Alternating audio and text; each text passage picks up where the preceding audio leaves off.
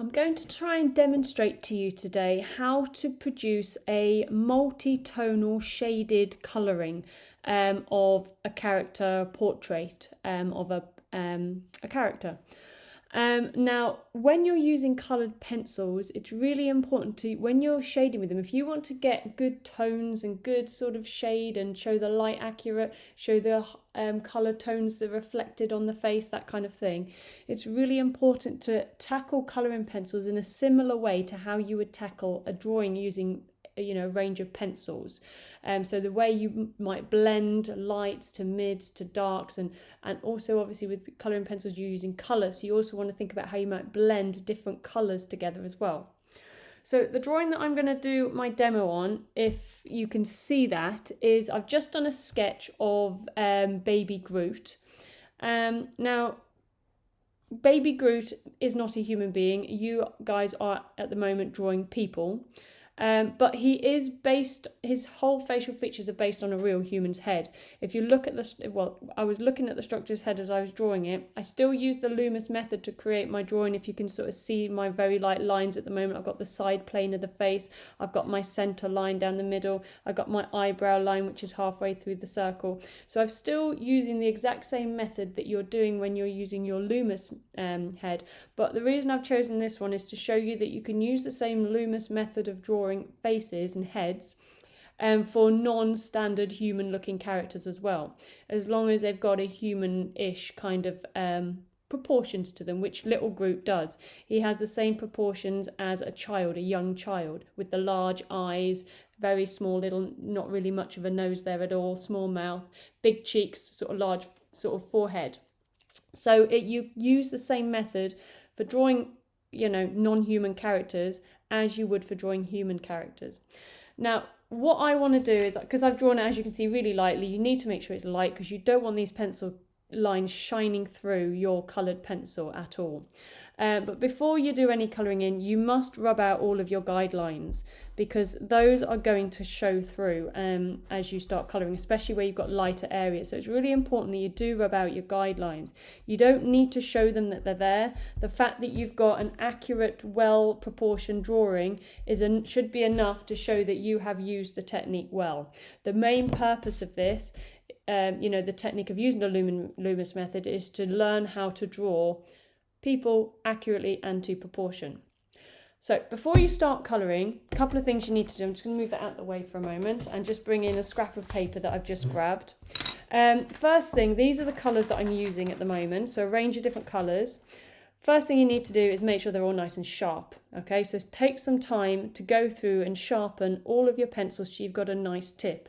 If you're trying to colour with semi-blunt colouring pencils, it's going to be really hard to get detail accurate, and it's just not good. You just need to always make sure you've got your pencil, your colours, whatever you're using, nice and sharp. Second thing I would suggest you do before you start colouring is just test out your colours and maybe just do a quick practice of how you will, apply your colour or how you might mix and blend. So I'll just show you how I would do that. So I've just got a few colours. I've got a couple of blues here. I've got a lightish blue and I've got a darkish blue. I've got a white.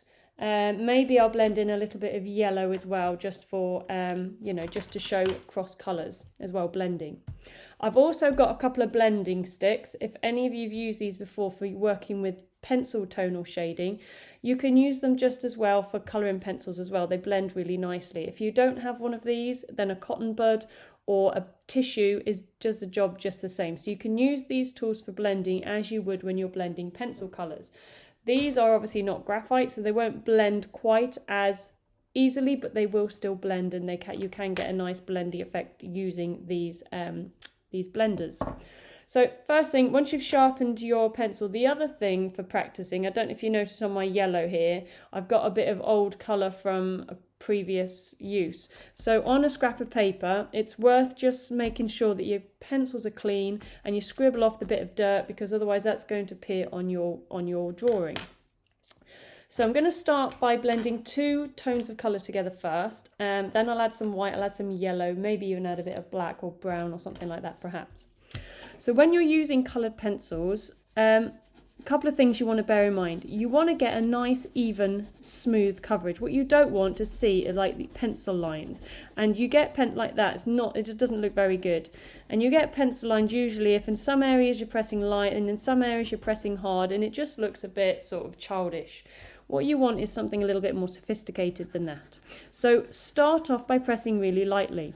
Some people like to colour on the edge of the pencil, okay, so just by putting it on its side slightly, and some people find that is an easy way of avoiding horrible pencil lines because you're colouring with the thicker side of your pencil as opposed to the thin sort of point, and you're less likely to get lines. If that works for you, that's fine. I don't generally do that myself, but it's a good technique you can try. Now, as I was doing this, you might have noticed I was kind of colouring at a sort of a zigzag kind of angle. Try and avoid colouring everything in one direction because it's hard to get rid of lines. By working over it in two directions, whether you're pressing down hard or pressing down light, it will help to get rid of the gaps. But if you build it up, if you go straight to dark like that, it's hard to try and fill in those gaps, and you can end up with like a scratchy effect. It doesn't look that great. So if you want it to be nice and dark, start by building up layers of your colour. So start by pressing down lightly, filling in your area as I'm doing right now. And then if I want that dark, I just go over the top, and you can get a gradual blend if that's what you want, but you can also get a better sort of coverage of your colour. And I'm just doing crosshatch over the top. I think crosshatch is the best way of colouring, shading, blending, anything like that, because it just stops the one line effect, the lines in your colouring and your shading. By working over it in multiple directions, it's easy to build up that solid blend. Now, if I go on to a lighter colour now, if I want to bring in a lighter colour, and I want to blend those in together, I'm pressing just as hard as I did with the darker colour, but this time with the lighter, and I'm just working the light blue next to it, and then I'm also working over the top of the dark blue to kind of blend them together a bit. So again, crosshatch sort of direction, so two different direction shading, and also by colouring the light over the dark, you're not going to lighten your shading, but you are going to help to blend it as well. Okay, so that's a good way of, making sure you get a nice solid coverage of colour. If I was to, let's say I want to multi-mix my colours, so let's start with yellow. Usually if you're blending two colours together, I'm just demonstrating this in a line, but normally if you're blending two colours together, you always start with the lightest first, because then you can layer up over the top of it more easily than you can layer light over dark. But if I've got my yellow here, if I start to colour my yellow into the blue, you can see it's starting to go green, because obviously yellow and blue mixed together make green. So you can create those midtones quite easily with that. Just be careful when you're choosing what colours to blend. So blue and yellow are both primary colours, they'll easily blend, and as you can see you get the result of a secondary green. If I was to blend yellow and orange, it wouldn't blend really nicely because they're similar, they sit next to each other on the colour wheel, so when you blend them together they'll blend nice and easily if I bring in some orange down here. But if I was to use yellow and then try to blend it with a colour that was very different, like purple for example, that's opposite yellow on the colour wheel, you might end up with a muddy kind of unattractive kind of look. I'm not saying you should never try and blend opposite colours, but test it first just to sort of get a feel for it. But it's much harder to blend opposite colours and make it look nice and make it look right than it is to blend lighter colours. So as you can see there, blending those colours together, I'm cross-hatching over the top of each other.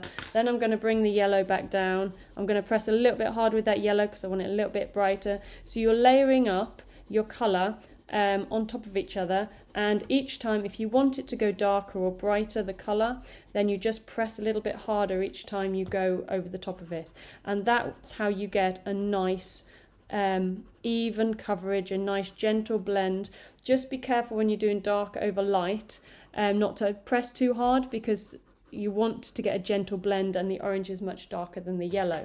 If I wanted to reblend those blues back, I would need to go over the top of the yellow again with the blue, the light blue, and this time in a more of a cross-hatchy because it was quite a rough edge there. I don't want to go too far down because I don't want the green to really merge in with the orange. but then I can go back with my yellow and work over the top.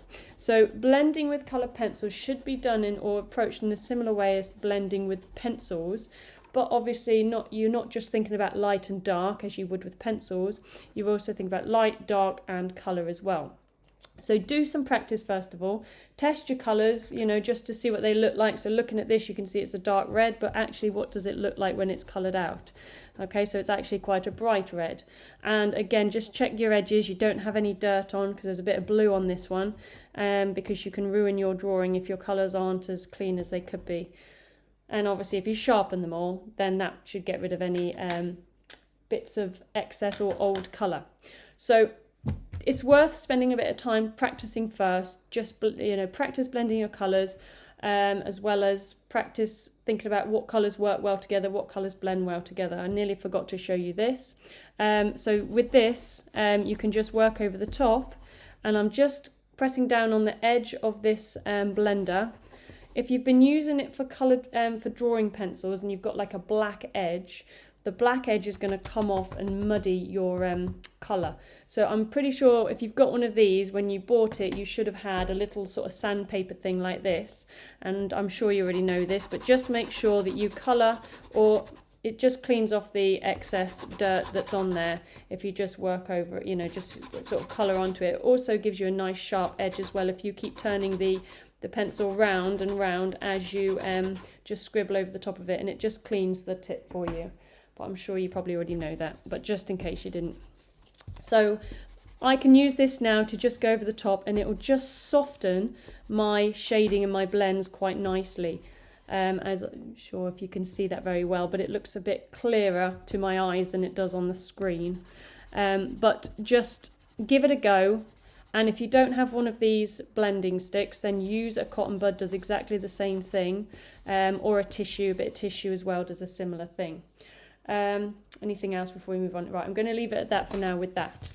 So what I'm going to do is, this is my drawing that I'm going to shade now. Now, Groot is obviously brown. Now, I've got a few browns over here. What you don't want to do is pick one brown and sit there colouring them all in brown, because that's just not going to look good. In the same way that if you're shading with pencil, you're not going to shade the whole face in the same tone, the same hardness, the same darkness, or the same lightness. You want to show a range of highlights, midtones, shadows, but also what you want to show is a bit of colour in there, just to sort of really make it pop out. So what I mean is, I'm going to get a few browns. I'll get my bit of paper again. Try not to lean on your drawing when you're testing, because the scribble lines can leave marks on your paper. So don't, when you're testing, don't lean on your paper. So if I'm going to bring mine over here, what I'm going to do is, because I want you to see it on the screen there, just test to see what the browns look like. So that one's obviously much darker than that one. So just test what colour, what the colours actually look like. That's a more reddy brown. I would like a light brown. I might use some of that red. That's an orangey brown.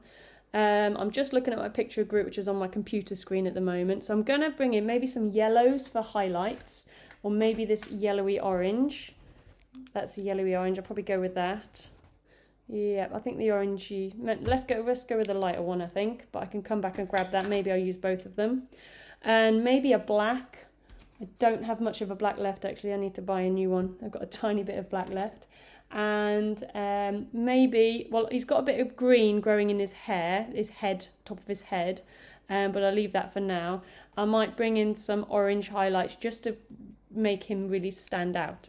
So even though Groot is brown, I'm probably going to use, that's my tiny stupid little black, I'm going to use a range of all of these colours at least, and then obviously I'm going to add greens in as well for the bits of sprouting plants coming out of the top of his head.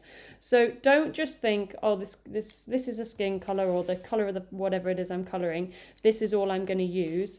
Think about highlights, colour highlights as well, like the oranges and the yellows that I'm going to add into it, and it just make your picture pop out a bit more and be a bit more interesting. So I'm just laying my colours down. So starting point is to start not too light but fairly light. So I'm obviously not going to start with the highlights, but I'm going to start with this yellow. Let me just test it. And I might just start by adding in where I want the light bits. Now, obviously, I'm pressing really light because I don't want this to show. I don't want this to show up too much, but at the same time, I'm aware that it might not show up too well on the screen as I'm doing it. So I'm going to try and work quite quickly with this to show you. Now, this Groot character's got this wooden texture on his face, so that's going to be probably the majority of the direction of my shading on this picture. But if you don't want a texture, if you're doing a human face, then it's cross-hatching, and that will blend out like I showed you with the tester piece. So everywhere there's highlights, looking at this picture, and there's some highlights, he's got the same highlights in the same places as a normal human would. He has a bit of it's not really a nose, it's more of like an indentation. There's like a bit of where it sticks out slightly, but there's not really much of a nose.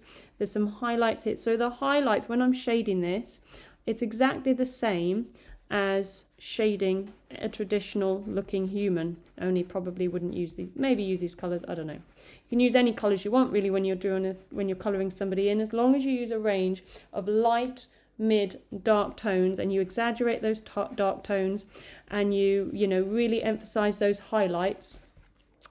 There's nothing stopping you doing your person blues or purples or whatever colors work well.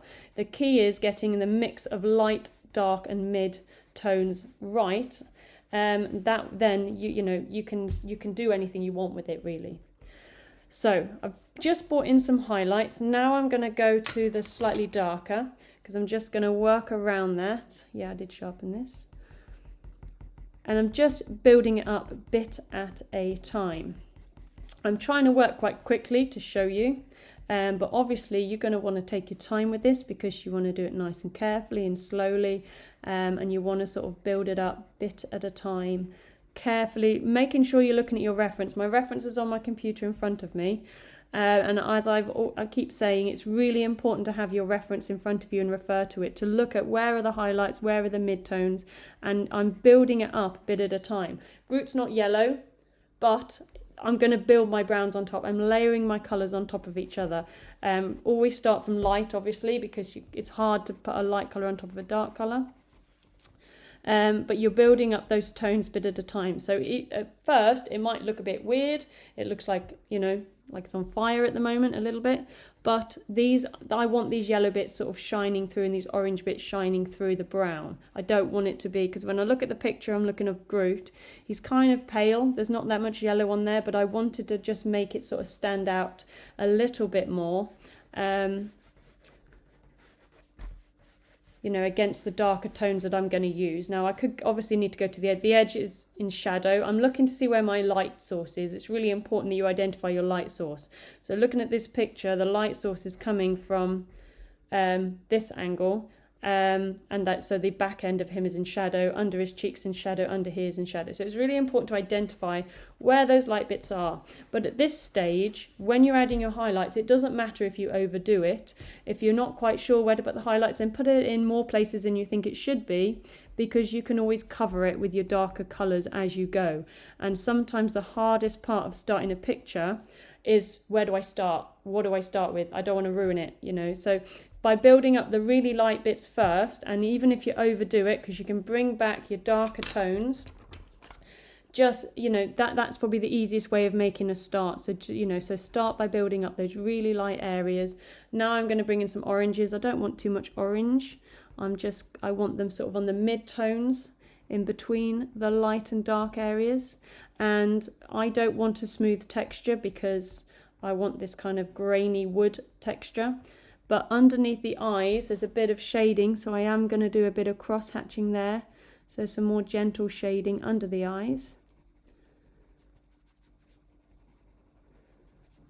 And there's some shadows on top of the eye, that eyelid there. So it's quite a dark shadow on there. So I'm going to start with orange, but then you build up the browns over the top of it. And the idea is just that where you want this orange to shine through is the only places I'm going to add the orange. So it's really some of these mid-tone areas that I'm going to put these orange. I'm not going to put it everywhere. There's quite a few mid-tones on his sort of nose. And then you just keep building it up and spending time. As I'm working, I keep looking at my picture, my reference, to see where am I going to add these mid-dark and light shades. Big shadow under here, so because the light's coming from above, so as the face curves underneath, there's going to be some shadows. But his chin, most people's chins are sort of, they protrude a little bit from the side of the face, so there's going to be a big highlight on that chin, whoever it is. So just make sure you identify where your light, mid, dark tones are going to be and start building them up slowly from light through, get darker and darker. And also, if you press really lightly with your coloured pencils to start off with, if you're not happy, the chances are you might be able to rub them out. So I'm just looking at the texture underneath his chin here, and the wood sort of comes around and this wood texture, but obviously orange isn't going to be my top colour. This is going to be the sort of underneath bit or the in-between bits. So I'm not going to spend too much time getting my orange too, you know, accurate with the textures. I just want to get the sort of the bit of the texture in there and some of the colour in there. And bring this round. There's a shadow underneath the eyes there, but it's not a big one. And don't forget, as you draw, if your pencil starts to get a bit blunt, make sure you sharpen it, because there are times when you're really going to want a nice sharp edge, especially when you're doing the eye detail.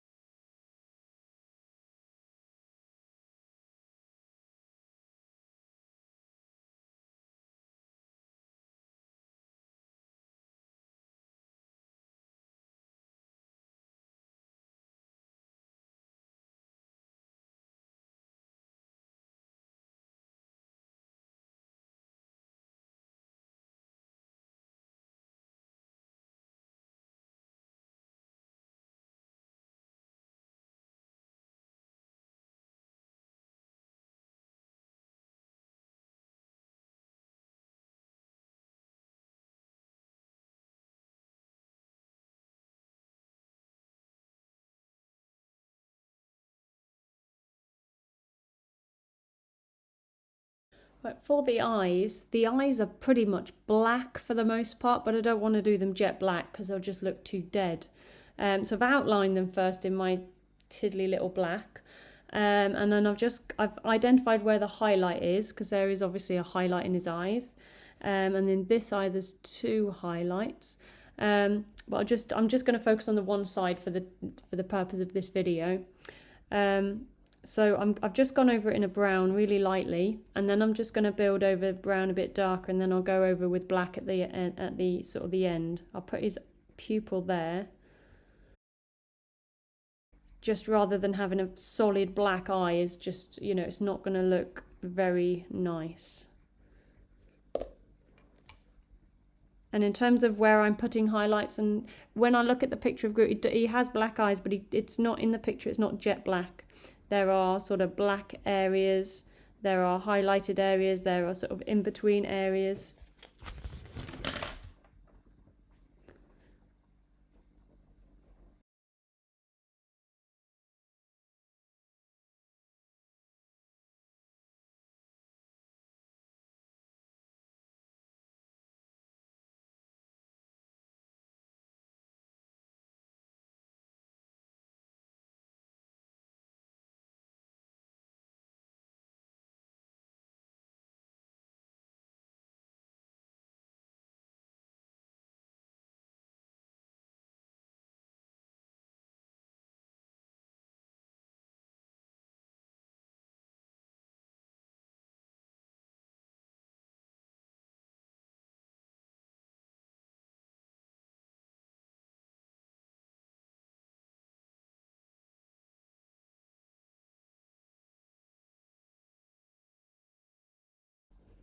And as you're working, every now and again, just sort of step back and see how it's looking. Don't just sort of mindlessly keep going and keep going and keep going. Sort of take a step back, look at the overall, how does it look? How is it looking? You know, is it looking quite right at the moment before you just continue and carry on? Because it's very easy to sort of, you know, a little mistake appears and you just stop noticing it or don't realize it's there. So just take a minute, just take a step back, and from your work fairly regularly, just to sort of, you know, look at it from a different angle. Sometimes I find looking at something in the mirror can help, because you're looking at it from a different perspective to how you're normally looking. I think I've used a different brown there. You're looking at a different perspective to how you'd normally look at something. So it looks different, it appears different, and the benefit of that is it's easier to see if something doesn't look quite right. So when you've been staring at something, working on it for sort of, you know, however long, it's very easy to sort of just forget or just ignore the mistake. So looking at it in a mirror can help you look at it from a different perspective, a different angle. And if you don't have a mirror, sometimes just holding your work upside down as well can have the same effect. So just holding it upside down, just to sort of think about or help you identify if there's anything that's not quite right, if the, you know, are the eyes the right size, are they both in the same place, is one higher than the other. So just holding it upside down and looking at it from a different angle can help you identify anything that needs improving.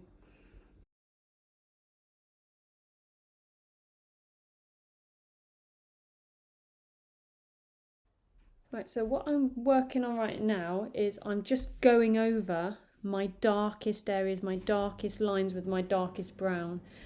So what I'm doing at the moment, I'm just going back and forth at the minute. So on terms of this bit here, it's finishing touches. So it's just building up, just the colours, the tones, the textures, in a bit more detail. Now I've got the main colour down.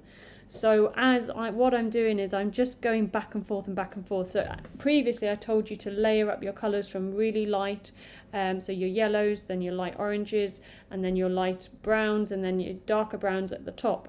And as you were doing it the first time round, you were pressing really lightly and building those tones up really lightly.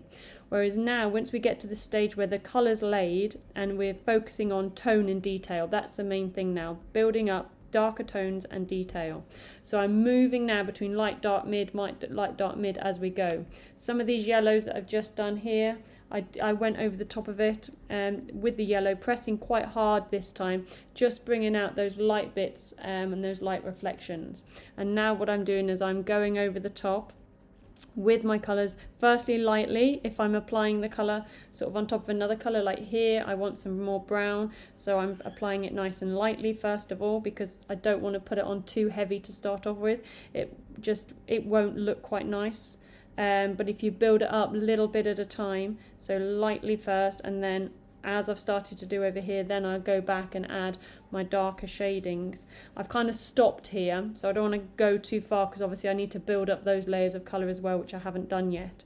I just wanted to focus on sort of an area so you could sort of see where it can go.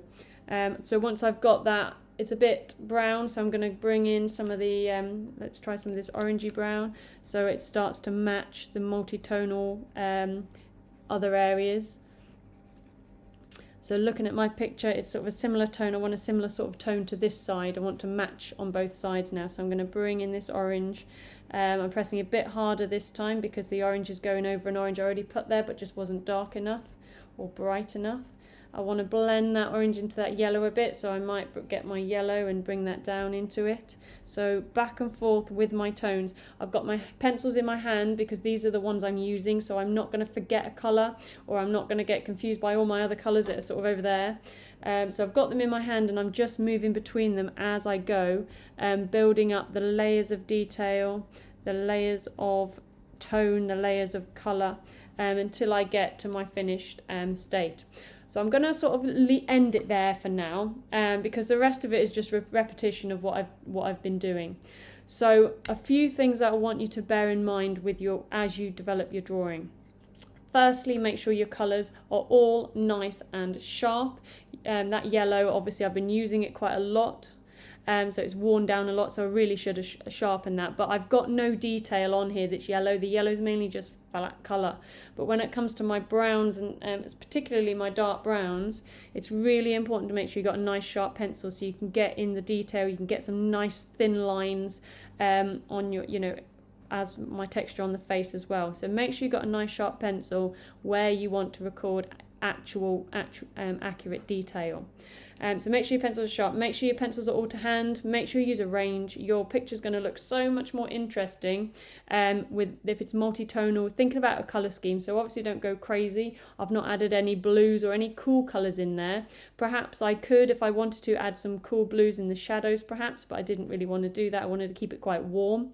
So keep your colour scheme simple. So if you look at my colours, they're all fairly similar in tone. They're all brownish tones, just orangey brown, reddy brown. So I've got a range of tones to build up my picture to make it a lot more interesting than if I just used a brown. Layer up, so start light, start gentle light shading, cross hatching if you want it to be nice and smooth. And then build up your layers as you go, pressing harder and harder and harder as you go.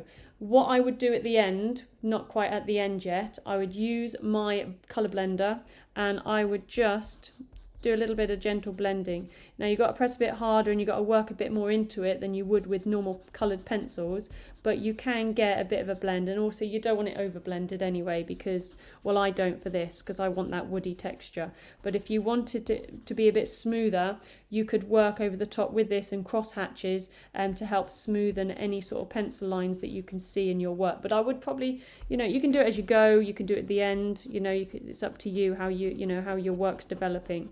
But as you can tell with this, I took quite a long time in it. There was a little bit of a gap in the middle where there's a bit of a jump of how much I'd done because I thought it was recording, but it wasn't recording. So that's why, 1 minute it was hardly done and then a minute later is a bit more done.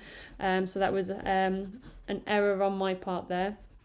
But take your time with it, build it up slowly, carefully. If you do it slowly and bit at a time, gently, bit at a time as you go, it'll work out and it'll be a lot more effective than if you try and rush it. Okay, even if you do a bit now, bit later, I don't know how long I've spent on this, probably about an hour maybe.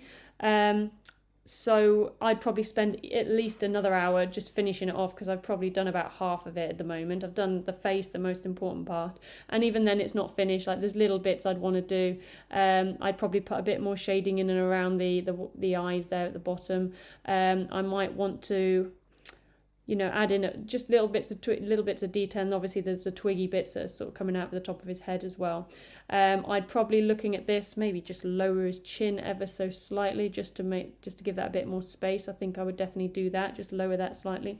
So it's as it's going to develop as you go. So take those things into consideration that I've told you and have a go at producing a detailed coloured pencil study drawing.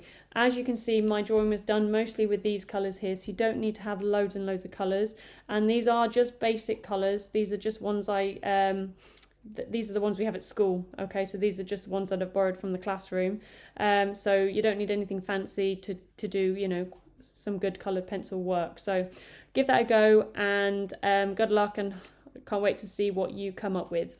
Thank you.